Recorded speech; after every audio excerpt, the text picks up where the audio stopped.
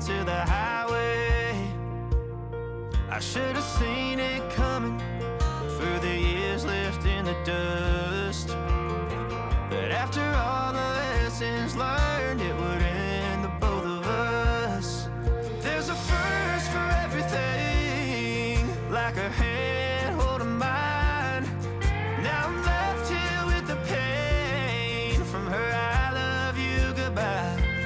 And though it hurts to watch my whole world become the woman she would be, the thing that I forgot would set her free. I taught her how to leave.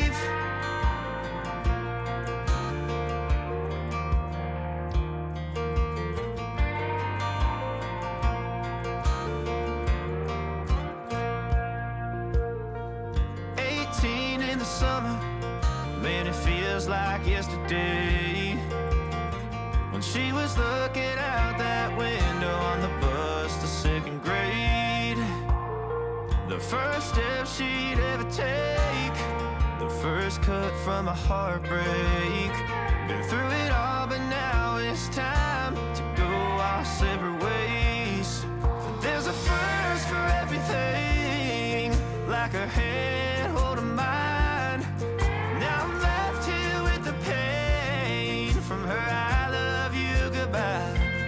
And though it hurts to watch my whole world become the woman she would be, the thing that I forgot would set her free.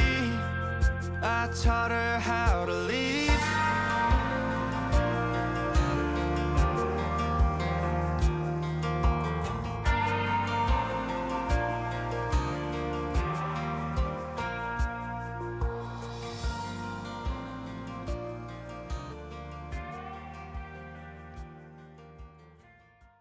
Hi, welcome. As you can see, I went to Paris again with my mom, and we're going back in June, so I'm very excited about that. I enjoyed my date so much, and I'm excited to go back in June. But I also want to take a moment to let you know what I have been reading, what I have finished reading, and these past weeks have been incredibly busy for me. I actually thought I wouldn't have time to record a video for today, but I think it'll be okay. I am still reading Ancient Greece, the Illustrated History, which is this one, and I'm going very slow, like about 8 pages a day, and I talked about this in my vlog as well. The images really elevate the reading experience, and it's very interesting. I am also still reading The Histories by Herodotus, and this is a translation by Tom Holland.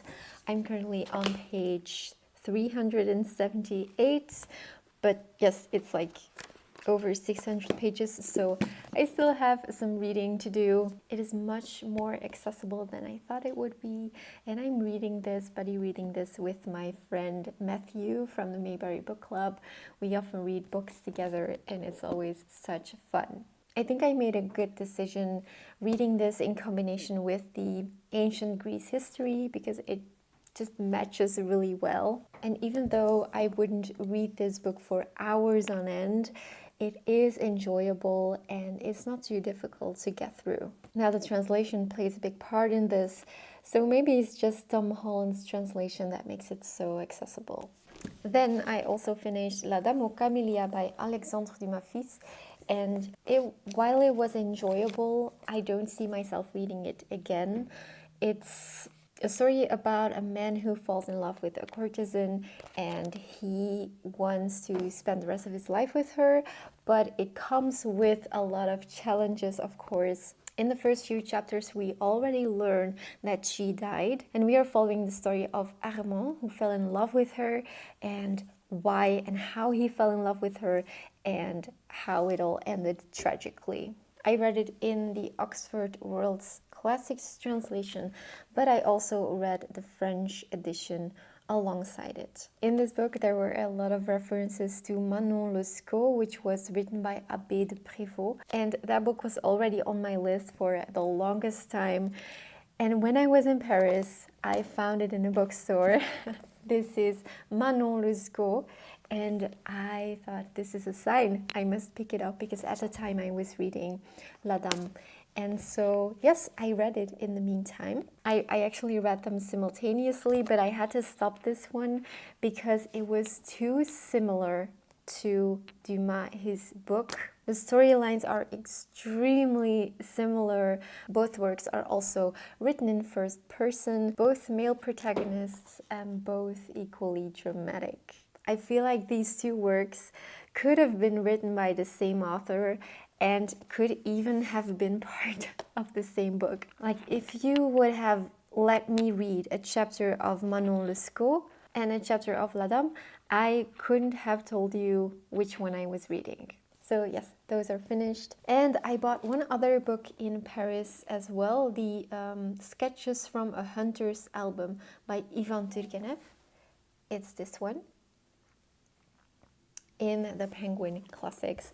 I still have the sticker with the price on it. And of course it doesn't come off anyway. This is about the observations of the author's travels through Russia. It's filled with moving insights into the lives of those he encounters. Peasants, landowners, doctors, bailiffs, neglected wives, and bereft mothers. So it spoke to me, and I love his style. I've read Fathers and Sons, and I've read First Love, which I both loved. So yes, I'm very excited to read this one in the future. And then finally, I have been reading the essays of Michel de Montaigne in this Penguin Classics edition. I started it because I needed a book to read on the train. I have been traveling a lot lately, and I'm going to put this one aside for a while because this is not my priority. But I must say that I'm really enjoying it. I'm only on page 50, but I can already say that I will absolutely love all of the essays in here. This was my quick update. I also want to mention that I still didn't have the time to record my book review on North and South. I'm going to try and do that this weekend. I hope you're doing well. Happy reading, and I will see you next week.